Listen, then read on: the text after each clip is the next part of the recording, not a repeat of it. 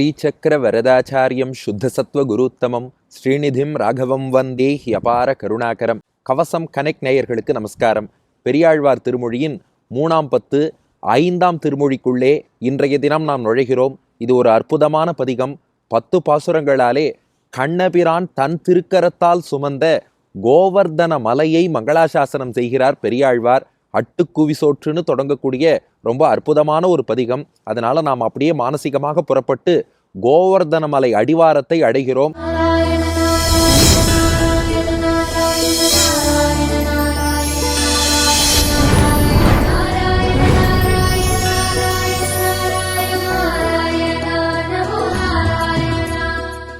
இந்த 10 நாள்களும் அப்படியே கோவர்தன மலையை ஒரு பரிக்கிரமா பிரதட்சிணம் வருவதாக நம் மனத்திலே நாம் பாவித்துக் கொள்வோம். கோவர்தன மலை கண்ணெதிரே தெரிகிறது. கோவிந்தனாக கோவர்தன கிரிதாரியாக கண்ணனே தாங்கி பிடித்த மலை. குன்று குடையாய் எடுத்தாயின்னு ஆண்டாள் பாடியபடி ஒரு குடையாக இருந்து இந்திரன் பொழிந்த கல்மழையில் இருந்து காத்த அந்த மலை. அந்த மலைக்கு 10 பாசுரம் பாட வேண்டாமா? அதை அருளி செய்கிறார் பெரியாழ்வார். அதுல முதல் பாசுரத்தை அனுபவிக்க எல்லாரும் தயாரா? நாம் இப்ப எங்க இருக்கோம்? நம் வீட்டில் இல்லை, அலுவலகத்தில் இல்லை, செல்போன் முன்னாடியோ டிவி முன்னாடியோ லேப்டாப் முன்னாடியோ இல்லை, கோவர்தன மலை அடிவாரத்தில் இருக்கிறோம். மலையை வர்ணிக்க தொடங்குகிறார் பெரியாழ்வார். முதல் பாசுரம்.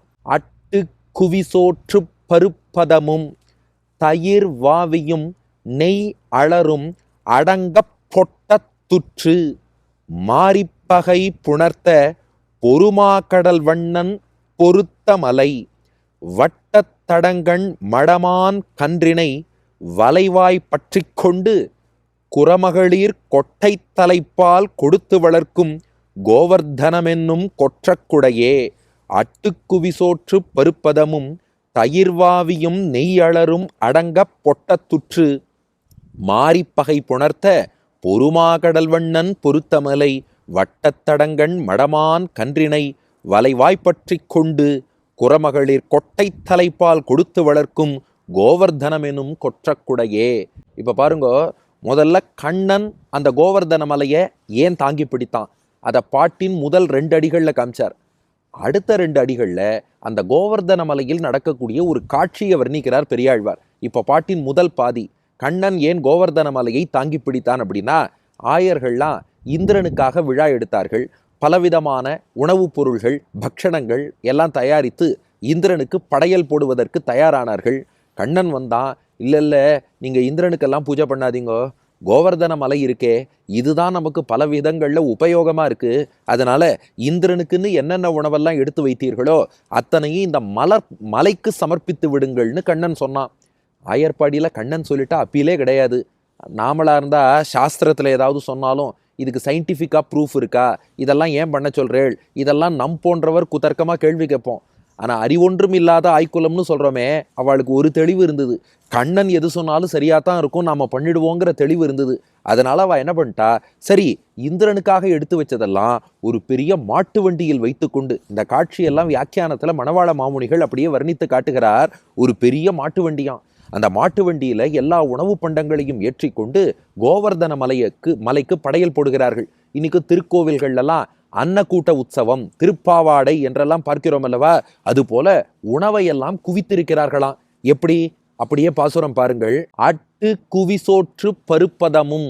அட்டுனா சமைத்துன்னு அர்த்தம், குவினா குவித்து வைத்தன்னு அர்த்தம், சோற்று சோறுனா அரிசின்னு அர்த்தம், பருப்பதம்னா பர்வதம் மலைன்னு அர்த்தம். அட்டு குவி சோற்று பருப்பதமும். அட்டு சமைத்து வைத்த, குவி சமைத்த பின் குவித்து வைத்த, சோறு அதாவது சாதத்தினுடைய, பருப்பதமும் மலை போல சாதம். பார்த்தா வரிசையா மாட்டு வண்டிகள். மாட்டு வண்டிக்கு மேல மலையை ஏத்திட்டாலும் தோன்றது. என்னப்பா மலைனா, சாதத்தை தான் நன்னா வடிச்சு மலை போல குமிச்சு வச்சிருக்காளாம். பல பல மாட்டு வண்டிகள்ல பல பல மலைகளாக கோவர்தன மலையை நோக்கி சாதம் போயின்றிருக்கு. அப்புறம் தயிர் வாவியும். வாவி என்றால் இந்த இடத்துல ஓடைன்னு மணவாள மாமுனிகள் வியாக்கியானம் பண்றார். ஒரு மலை இருக்குன்னா மலையில ஒரு நீரோடை ஓடும் அல்லவா, அந்த நீரோடை போல தயிர் வாவியும். அந்த குவித்து வைத்த சாதத்துக்கு மேல தயிர் அப்படியே கொட்டியிருக்காளாம். மலையில அருவியும் ஓடையும் எப்படி அழகா ஓடின்னு இருக்குமோ, இந்த சாதமாகிய மலையில தயிர் அப்படியே அருவியாக ஓடையாக கொட்டி கொண்டிருக்கிறது. இது போராதுன்னு நெய் அலரும். பொதுவா தமிழ்ல அலருன்னா சேருன்னு அர்த்தம். ஆனா இங்க வியாக்கியானத்துல மாமுனிகள் அழகா காட்டுறார், அலருன்னா சேருன்னு தான் புரிஞ்சுக்கணும்னு அர்த்தம் இல்லை. தொட்டியில சேமித்து வைத்த தண்ணீருக்கும் அலறுன்னு பேராம். இந்த நெய்யை என்ன பண்ணியிருக்காளாம், தொட்டி தொட்டியா, பாத்திரத்துல இல்ல, தொட்டி தொட்டியா ஏற்படுத்தி அந்த தொட்டிகள் தோறும் நெய் எடுத்துன்னு போறாளாம். அப்போ அட்டுக்குவி சோற்று பருப்பதம்னு மலை போல வரிசையா சாதங்கள் போறது. தயிர் வாவியும்னு அதுல அப்படியே ஓடை ஓடுவது போல தயிர், நெய் அலரும்னு தொட்டி தொட்டியா தொட்டி தொட்டியா தோண்டி எல்லாத்துலேயும் நெய் சேகரித்து அதையும் கோவர்தன மலைக்கு சமர்ப்பித்தாளாம். இப்போ ஒரு பெரிய கேள்வி வந்தது, சாதம் தயிர் நெய் இவ்வளவுதான் சமர்ப்பிச்சாளானா? மணவாள மாமுனிகள் சாதிக்கிறார், இதெல்லாம் உபலக்ஷணம். உபலக்ஷணம்னா ஒரு எடுத்துக்காட்டு ஆகுபெயராக சொல்லப்பட்டதை ஒழிய இது மட்டும்தான் சமர்ப்பித்தான் இல்லை.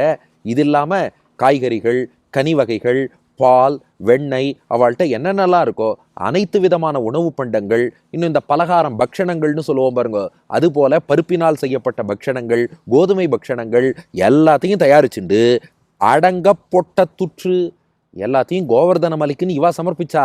ஆனா அதை சாப்பிட்டது யாருன்னா கோவர்தன மலை சாப்பிடலையாம். இவர்களோட கிருஷ்ணன் நின்று மேற்பார்வை பார்த்துட்டு இருக்கான்.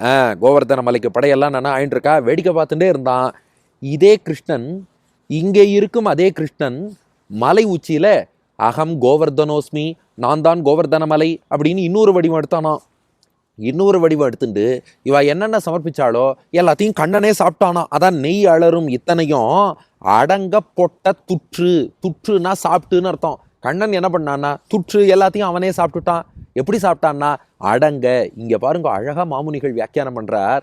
அடங்கன்னா மிச்சம் வைக்காம மொத்தமான அர்த்தம். எதுவுமே பேலன்ஸ் இல்லாதபடி அடங்க துற்று மொத்தமா கிருஷ்ணன் சாப்பிட்டுட்டான். ஏன் அமுது செய்தான்னா, அங்க பாருங்க மாமுனிகள் வியாக்கியானம், பகவானுடைய திருவுள்ளம் இந்திரன் போன்ற ஏதோ ஒரு தேவனுக்குன்னு ஒரு உணவை பண்ணிட்டு அந்த உணவை தன் பக்தர்கள் சாப்பிடுவதை பகவான் விரும்ப மாட்டானாம். அதனால அதுக்கு என்ன பண்ணானா, நீங்க இந்திரனுக்குன்னு சமைச்ச உணவை இந்திரனின் அந்தரியாமியான நான் சாப்பிட்டா கூட தோஷம் இல்லை, நீங்க சாப்பிட வேண்டாம், நீங்கள் கிருஷ்ண பக்தர்கள் எனக்கு கண்டருள பண்ண உணவை மட்டும் நீங்க சாப்பிடுங்க, இந்திரனுக்கான உணவுல துளி கூட மிச்சம் வைக்கல, எல்லாத்தையும் நான் சாப்பிட்டு விடுறேன். ஏன்னா இதுல ரெண்டு விஷயம் இருக்கு. ஒன்று, பகவானுடைய அடியார்களான நம்மை பொறுத்தவரை பகவானுக்கு கண்டருள பண்ணிட்டு தான் அந்த உணவை சாப்பிடணும், இன்னொருத்தருக்கானதை நாம சாப்பிடக்கூடாது. அதனால இவாளுக்கு மிச்சம் வைக்கல. ஆனா அவரை பொறுத்தவரை பகவான் எதை வேணாலும் சாப்பிடலாம். இப்போ யாகத்துல இந்திராய ஸ்வாகா, அக்னய ஸ்வாகா, வருணாய ஸ்வாகான்னு பல தேவர்கள் பேரை சொல்லி நாம கொடுத்தாலும் அந்த தேவர்களுக்கு அந்தரியாமையா இருந்து பெருமாள் தான் அதை சாப்பிட்டுன்னு இருக்கார். அப்ப நமக்கு வேணா இதுல ப்ராப்ளமே ஒழிய அவனுக்கு தோஷம் வராது. அதனாலதான் என்ன பண்ணானா அடங்க பொட்ட துற்று. பொட்டனா விரைவாக வேகமாகன்னு அர்த்தம். வேகமா வேற சாப்பிட்டானா. மக்கள் மலை சாப்பிட்றதுன்னு தான் நினைச்சுட்டு இருக்கா. ஆனா உண்மையில் கிருஷ்ணன் தான் அடங்க மிச்சம் இல்லாமல் பொட்ட துற்று வேகமா சாப்பிட்டான். ஏன் வேகமா சாப்பிட்டான்னா அதுக்கு மாமுனிகள் ஒரு வியாக்கியானம் பண்ணார். அதாவது இவன் மெதுவா சாப்பிட்டுட்டே இருந்தான்னா மக்கள் நடுவில் யோசிச்சுட்டு, இல்லை வேண்டாம், எதுக்கு பழக்கத்தை மாற்றணும், பாதி கோவர்தன மலை சாப்பிட்ட வரைக்கும் போகிறோம், மீதியை இந்திரனுக்கு கொடுக்குறேன்னு சொல்லிட்டா என்ன பண்ணுறது, சீக்கிரமாக சாப்பிட்ருவோம், மொத்தத்தையும் காலி பண்ணிடுவோன்னு சொல்லி அடங்க மிச்சமும் வைக்காமல் காலமும் அவகாசம் கொடுக்காமல் அடங்க பொட்ட துற்று எல்லாத்தையும் சாப்பிட்டான். விளைவு என்ன, இந்திரனுக்கு கோபம் வந்தது, கல்மழை பொழிந்தான். ஆக பொட்ட துற்று இப்படி எல்லாத்தையும் சாப்பிட்டுட்டு மாரி பகை புணர்த்த. மாரி என்றால் மழைன்னு அர்த்தம், பகைனா எதிரின்னு அர்த்தம். மாரி பகைனா இங்கே மழையாகிய எதிரி. மழைங்கிறது பொதுவாக நல்லது தான் செய்யும். ஆனால் இந்திரன் என்ன பண்ணிட்டான், கோபப்பட்டு புஷ்கலாவர்த்தம் உள்ளிட்ட மேகங்களை கூப்பிட்டு கல்மழை பொழிந்து ஆயர்பாடியையே அழிச்சுட்டு வாங்கோன்ட்டான். அப்போ அது எதிரியான மழை தானே. அதனால மாரி பகை எதிரியான மழை, புணர்த்தனா உண்டாக்கினன்னு அர்த்தம். மழையை உண்டாக்கினது யாருன்னா பெரியாழ்வார் சாதிக்கிறார், இந்திரன் இல்லை கிருஷ்ணன் தான்னார். ஏன்னா இவன் தானே அந்த பூஜையை தடுத்து நிறுத்தி இந்திரன் மழை பொழியும்படியாக பண்ணான். அதனால அட்டுக்குவி சோற்று பருப்பதமும் தயிர்வாவியும் நெய் அலரும் அடங்க பொட்ட துற்று மாரிப்பகை புணர்த்த. அந்த பகையான மழையை புணர்த்த உண்டாக்கியதே எங்க கிருஷ்ணன். ஆனா மழை வந்ததும் கிருஷ்ணன் என்ன பண்ணானா, ஆஹா என் அடியார்களை காப்பதற்கு ஒரு வாய்ப்பு கிடைத்து விட்டதே, அந்த கல்மழையில பசுக்களும் ஆயர்களும் ஆனிரைகளும் தவிக்க யாரும் கவலைப்படாதீங்கோன்னு கோவர்தன மலையை குடையாக தாங்கி பிடித்து கீழே வாங்கோ அடைக்கலம் தருகிறேன்னு அத்தனை பேரையும் கீழே கொண்டு வந்தானே. அதான் மாரிப்பகை புணர்த்த பொறுமா கடல் வண்ணன் பொருத்த மலை. பொருத்தன்னா தாங்கி பிடித்தன்னு அர்த்தம். கிருஷ்ணன் தாங்கி பிடிக்கிறான். எப்படி இருந்தானா, பொறுமா கடல் வண்ணன். பொறுமா கடல், மாக்கடல்னா பெரிய கடல். பொறுமா கடல் அப்படின்னா அலைகள் பொறுமி வரக்கூடிய, அலைகள் பொங்கி வந்து அதிர்ந்து மோதக்கூடிய ஒரு கடல் போல் இருப்பவன். இப்ப இந்த வர்ணனை இங்க எதுக்கு வந்தது, பொறு மா கடல் வண்ணன். பொறுனா அலைகள் பொறுமி வரக்கூடிய, மா கடல் பெரிய கடல் போன்ற திருமேனி வண்ணம் கொண்டவன். அதுக்கு மாமுனிகள் அர்த்தம் சொல்றாரு, அது வேற ஒன்றும் இல்லை, கோவர்தன மலையை தாங்கி பிடிச்சி எல்லாரையும் காப்பாத்தினானோ இல்லையோ, அதுல கிருஷ்ணனுக்கு அவ்வளோ சந்தோஷமா. அவன் திருமேனியை பார்த்தா சந்தோஷத்துல அலைகள் எரியக்கூடிய கடல் போல கிருஷ்ணன் திருமேனி ஒளி அப்படி பிரகாசித்ததான். நாம கூட சில நேரங்கள்ல யாராவது உதவி கேட்டா முகத்தை தூக்கி வச்சுட்டு வேண்டா விருப்பா இப்படியெல்லாம் அசைன்மெண்ட் கொடுக்குறாரேன்னு உதவி செய்வோம். ஆனால் பகவான் அப்படி செய்யலையா. பொறுமா கடல் வண்ணன், அலைகள் பொங்கி வந்து அதிரக்கூடிய கடல் போன்ற திருமேனி வண்ணம், திருமேனி நன்றாக பிரகாசிக்க ஆனந்தமாக பொறுத்த மலை, பொறுத்த தாங்கி பிடித்த 7 நாள் கல்மழை பொழிந்தாலும் ஒரே மாதிரி எந்த மாறுதலும் இல்லாமல் பொறுத்த மலை, தன் திருக்கரங்களிலே தாங்கி பிடித்த மலை, அதுதான் கோவர்தன மலைன்னு பாட்டினுடைய முதல் பாதி. ஆக இத்தனை உணவு பண்டங்கள் இந்திரனுக்குன்னு தயாரித்ததெல்லாம் கிருஷ்ணனே மொத்தமாக விரைவாக அமுது செய்துவிட்டு அவனே பகையாக ஒரு மழையை உருவாக்கி அந்த மழையை தடுக்க சந்தோஷமாக கடல் போன்ற திருமேனியோடு தாங்கி பிடித்த மலை கோவர்தன மலை. இப்போ அடுத்த பாட்டின் 2வது பகுதி, அடுத்த 2 அடிகள் கோவர்தன மலையில் நடக்கக்கூடிய ஒரு காட்சியை வர்ணிக்கிறார் பெரியாழ்வார். இந்த காட்சிக்குள்ள ஒரு சுவாபதேசம், உள்ளுரை பொருளும் இருக்குன்னு நம்ம பெரியோர்கள் காட்டியிருக்கா. என்ன காட்சின்னா, வட்டத்தடங்கண் மடமான் கன்றினை. அந்த மலையில நிறைய மான் குட்டிகள்லாம் இருக்கான். குறப்பெண்கள், குரத்திகள்னு சொல்லுவோம் பாருங்க, அந்த குரத்திகள் அந்த மான் குட்டியை பிடிக்கணும்னு பார்க்குறாளாம். அதுக்கு என்ன பண்ணுவாளாம், வட்டத்தடங்கண் மடமான் கன்றினை. அந்த மான் குட்டியெல்லாம் வட்ட வடிவிலான, தடம் விசாலமான கண்களை கொண்டது. மானுக்கு கண் ரொம்ப அழகும்பா, அதனால வட்ட தடங்கண், வட்டமான தடம் விசாலமான கண் கொண்ட மட அப்படின்னா இந்த இடத்துல பவ்யமா அடங்கி இருப்பது, அதாவது தன்னுடைய தாய்மான விட்டு பிரிஞ்சு வராத மான்குட்டி. அப்படிப்பட்ட பவ்யமான மான் கன்றினை, மான் குட்டியை, வட்டத்தடங்கண் மடமான் கன்றினை, வட்டமான விசாலமான கண் கொண்ட மடம், தாயை விட்டு பிரியாத மான் கன்றினை, மான் குட்டிய வலைவாய் பற்றி கொண்டு. வலைவாய்னா வலையிலேன்னு அர்த்தம். அந்த மான் குட்டிக்குன்னு ஒரு தனி வலை இருக்கான், அந்த வலையை விரிப்பாளாம். வலைவாய்னா அந்த வலையிலேன்னு அர்த்தம். அந்த வலையிலே பற்றி கொண்டு அந்த மான் குட்டியை பிடிச்சிடுறா. பிடிச்சி அந்த குரத்திகள் என்ன பண்ணுறாளாம், தங்களுடைய குடிசைக்கு கொண்டு வந்துடுறாளாம். கொண்டு வந்தால் என்ன பிரச்சனைனா, இவ பால் கொடுத்தா அது சாப்பிட மாட்டேங்கிறது. ஏன்னா அதுக்கு தாயின் மடியிலேயே பால் சாப்பிட்டு வழக்கம்.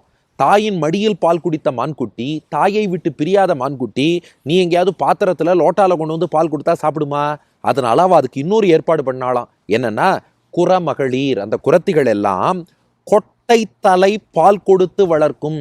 கொட்டை தலை, கொட்டை அப்படின்னா பஞ்சுன்னு அர்த்தம், பஞ்சு சுருள்னு அர்த்தம். தலைனா நுனின்னு அர்த்தம். கொட்டை தலை அப்படின்னா பஞ்சு சுருள் இருக்கு பாருங்க, அதனுடைய நுனியில கொட்டை தலை பால் கொடுத்து, பஞ்சு சுருளின் நுனிய பால்ல நனைத்து மான்குட்டி வாயில வைப்பாளாம். அந்த பஞ்சு சுருளின் நுனி இருக்கு பாருங்க, தாய்மடி போலவே இருக்கும். அதுல பால்ல தோச்சு கொடுத்துட்டா இந்த மான்குட்டி சாப்பிடணுமா. அதுதான் கொட்டை தலை பால் கொடுத்து வளர்க்கும். கொட்டை தலை என்ற பஞ்சு நுனியாலே, கொட்டைனா பஞ்சு சுருள், தலைனா நுனி, கொட்டை தலை அந்த பஞ்சு சுருளின் நுனியாலே பால் கொடுத்து வளர்க்கும். பாலூட்டி வளர்க்கிறார்கள். இந்த காட்சி தான்ப்பா புரியலை. பெரியாழ்வார் எதுக்கு இதெல்லாம் கொண்டு வந்து வர்ணிச்சுட்டு இருக்கணும். அந்த மலையில் ஒரு மான்குட்டி இருந்தது, மான்குட்டி தாய்மானை விட்டு பிரிஞ்சே வராது. குரத்தி வலை வீசி மான்குட்டியை பிடிச்சிட்டா, அது பால் சாப்பிடல, அதனால பஞ்சு சுருளை அப்படி பாலில் நினச்சி அதுக்கு ஊட்டின்னு இருக்கா. இதெல்லாம் எதுக்குன்னா, இதில் பெரிய சுவாபதேசம், உள்ளுரை பொருள் இருக்குன்னா. என்னன்னு கேட்டோம். அந்த மான்குட்டி இருக்கு பாருங்க, அதுதான் ஜீவாத்மாக்களாகிய நாமா. தாய்மான்னு சொல்கிறோம் பாருங்க, அதுதான் உலகியல் இன்பங்கள், மெட்டீரியல் டிசையர்ஸ். மான்குட்டிகளாக நாம எப்படி இருக்கோம்னா, எப்போ பார்த்தாலும் நம்ம வட்டக்கண்ணை நன்றாக உலகியல் விஷயங்கள்லேயே வச்சுட்டு, அந்த தாய்மானை விட்டு மான்குட்டி எப்படி வராதோ, நாமும் உலகியல் விஷயத்தை விட்டு வரமாட்டேங்கிறோம். இப்போ அந்த குரத்திகள் இருக்கா பாருங்க, அவள் அதான் ஆச்சாரியர்களாம். அவள் என்ன பண்ணா, வலை வீசி பிடிச்சா இல்லையா. நமக்கு எது வலைனா, வாசுதேவன் வலையுளே, பகவானுடைய கண்ணழகு தான் வலையாம். ராமானுஜர் எப்படி பெரிய பெருமாள் கண்ணழகை காட்டி பிள்ளை உறங்காவில்லி தாசரை திருத்தி பணி கொண்டார்னு வரலாறு பார்க்கிறோமோ, அது போல ஆச்சாரியர்கள் என்ன பண்றாளாம், பெருமாளுடைய கண்ணழகுங்கிற வலையை அப்படியே நமக்கு காட்டி, வா பகவான்டவா வலை வீசி நம்மளை எப்படியோ கொண்டு வந்துடுறா. கொண்டு வந்து எம்பெருமான்ட்ட நிறுத்திடுறா. அதான் அந்த கொடிசைக்கு குரத்திகள் மான்குட்டியை கொண்டு வந்த மாதிரி நாம இருந்த இடத்துலேருந்து நம்மளை கொண்டு வந்து எம்பெருமான் சன்னிதானத்தில் வச்சுட்டா. ஆனால் என்ன பிரச்சனைன்னா, அங்கே வச்சாலும் நமக்கு ஏதாவது அனுபவிக்க இன்பம் வேணுமே, இன்பம் வேணும்னு நம்ம கேட்டுகிட்டே இருக்கோம். அது பால் வேணும்னு கேட்ட மாதிரி நம்ம இன்பம் வேணும்னு கேட்குறோம். அப்போ ஆச்சாரியர்கள் என்ன பண்ணாலாம், நமக்கு வேதத்தை சொல்லிக் கொடுப்போன்னு வேத அர்த்தங்களை எல்லாம் எடுத்து சொன்னாலாம். அது எப்படி லோட்டால பால் கொடுத்தா மான்குட்டியால் சாப்பிட முடியாதோ, வேதம் உபனிஷத்துன்னு சொன்னால் புரிய மாட்டேங்கிறது. கடைசியாக ஆச்சாரியர்கள் என்ன பண்ணாலாம், பஞ்சு சுருள் இருக்கு பாருங்க, அதுதான் திருவாய்மொழியாம். பால் தான் வேதமா. திருவாய்மொழிங்கிற பஞ்சு சுருள்ல வேதம்ங்கிற பாலை தோச்சு தோச்சு கொடுக்கும்போது உபய வேதாந்தம் ஆழ்வார் பாசுரங்களை கொண்டு அந்த வேத கருத்துக்களை அறிந்து கொள்ளும் போது நமக்கு கூட புரியறதே. ஒரு குட்டி மான் கூட அந்த பாலை குடிக்க முடியுமே. அது போல நம் போன்ற சாமானியன் கூட உபய வேதாந்தமாக ஆழ்வார்கள் அர்த்தங்களையும் வேத கருத்துக்களையும் ஆச்சாரியன் சொல்லிக் கொடுக்கும் போது நாமும் புரிந்து கொண்டு வளர்க்கும். அந்த மான்குட்டியை வளர்க்கிற மாதிரி நம்முடைய ஞானத்தையும் ஆச்சாரியன் வளர்த்து எம்பெருமான் திருவடியில சேர்க்கிறார். இப்படிப்பட்ட மகான்கள் வாழக்கூடிய கோவர்தனம் என்னும் கொற்றக்குடையே, இதுதான் உட்பொருள். ஆக இப்படிப்பட்ட ஆச்சாரிய வரியர்கள் அந்த கோவர்தன மலையில் வசிக்கிறாளாம். மான்குட்டியை குரத்தி பிடிக்கிற மாதிரி நல்ல சிஷ்யனை பிடிச்சு அவனை வலை வீசுற மாதிரி பெருமாளுடைய கண்ணழகை காட்டி அதுக்கப்புறம் பஞ்சு சுருளாகிய திருவாய்மொழியில வேதம்ங்கிற பாலை தோச்சு தோச்சு கொடுத்து நமக்கும் ஞானத்தை வளர்த்து கொடுக்கிறார்கள். அவர்கள் வாழக்கூடிய கோவர்தனம் என்னும், கோனா பசுமாடுன்னு அர்த்தம், வர்தனம்னா வளர்த்தல். அதாவது பசுமாட்டுக்கு தேவையான தண்ணீர், மற்ற என்னென்ன புல், என்னென்ன உணவு வகை வேணுமோ எல்லாமே இந்த மலையில் கிடைக்குமா. அதனால கோவர்தனம், பசுமாடுகளை வளர்க்கக்கூடிய மலைன்னு பேர். அந்த கோவர்தனம் என்னும் கொற்றக்குடையே. குடை அப்படின்னா, ஆமாம், மழை பெஞ்ச போது குடையாக தாங்கி பிடிச்சான் கண்ணன், அதனால குடை. வெறும் குடை இல்லை, கொற்றக்குடையே. கொற்றனா வெற்றின்னு அர்த்தம். கொற்றக்குடையனா வெற்றி குடையே. ஆமாம், இந்திரன் பொழிந்த ஒரு வார கல்மழையே ஜெயிச்சுடு தோல்வியும் அந்த மலை, அதனால வெற்றி குடையாக விளங்குகின்றது. சில பேர் வெற்றி வாகை சூடினேன்பா, அதுபோல கிருஷ்ணன் வெற்றி குடையாக அந்த மலையை தாங்கி பிடித்தான். அதுதான் இந்த மலை. அட்டு குவிசோற்று பருப்பதமும் தயிர் வாவியும் நெய் அலரும் அடங்க பொட்ட துற்று மாரிப்பகை புணர்த்த பொறுமாக்கடல் வண்ணன் பொருத்த மலை வட்டத்தடங்கண் மடமான் கன்றினை வலைவாய் பற்றி கொண்டு குறமகளிர் கொட்டை தலைப்பால் கொடுத்து வளர்க்கும் கோவர்தனமென்னும் கொற்றக்குடையே. அட்டுக்குவிசோற்று பருப்பதமும் தயிர்வாவியும் நெய்யளரும் அடங்க பொட்டத்துற்று மாரிப்பகை புணர்த்த பொறுமாகடல் வண்ணன் பொருத்தமலை வட்டத்தடங்கண் மடமான் கன்றினை வலைவாய்ப்பற்றி கொண்டு குறமகளிர் கொட்டை தலைப்பால் கொடுத்து வளர்க்கும் கோவர்தனமெனும் கொற்றக்குடையே. திரண்ட பொருள் என்னன்னா, மலை போல சாதத்தை குவித்து ஓடை போல் அதில் தயிர் பாய தொட்டிகளிலே நெய்யை சேகரித்து அத்துடன் பல பல உணவு வகைகளை கோவர்தன மலைக்கு கொண்டு போக நம்ம கண்ணபிரான் ஒரே நேரத்தில் மொத்தமாக அவற்றை விழுங்கிவிட்டு எதிரியான மழையையும் உண்டாக்க அந்த மழையை தடுக்கும் பொருட்டு கோவர்தன மலையை பொறுமா கடல்வண்ணன் கண்ணன் தாங்கி பிடித்தான். வட்டமான விசாலமான கண் கொண்ட மான்குட்டிகளை குறப்பெண்கள் வலவீசி பிடிச்சுட்டு அதற்கு பஞ்சு சுருள் நுனியிலே பாலை தோய்த்து ஊட்டி வளர்க்கக்கூடிய கோவர்தனம் என்னும் வெற்றி குடைதான் அந்த கோவர்தன மலை என்பது முதல் பாட்டுக்கான திரண்ட பொருள். அடியேன் வழங்கும் ஆங்கில வடிவம்: heaping rice like a mountain and having curd flowing like a river on it and having ghee stored in a lot of ponds. As the cowherds offered all these food to Govardhana hill, Krishna ate all of them at once and created the evil rain. Krishna shouldered the mountain to stop that rain. In that Govardhana hill, women belonging to hunter class catch hold of baby deers with nets and then feed them with cotton buds soaked in milk. This Govardhana hill is the victorious umbrella என்பது இதற்கான ஆங்கில வடிவம். இனி இந்த கோவர்தன மலையை பற்றி மேற்கொண்டு பெரியாழ்வார் என்ன வர்ணிக்கிறார் அடுத்த பாசுரத்தில் காண்போம். பெரியாழ்வார் திருவடிகளே சரணம்.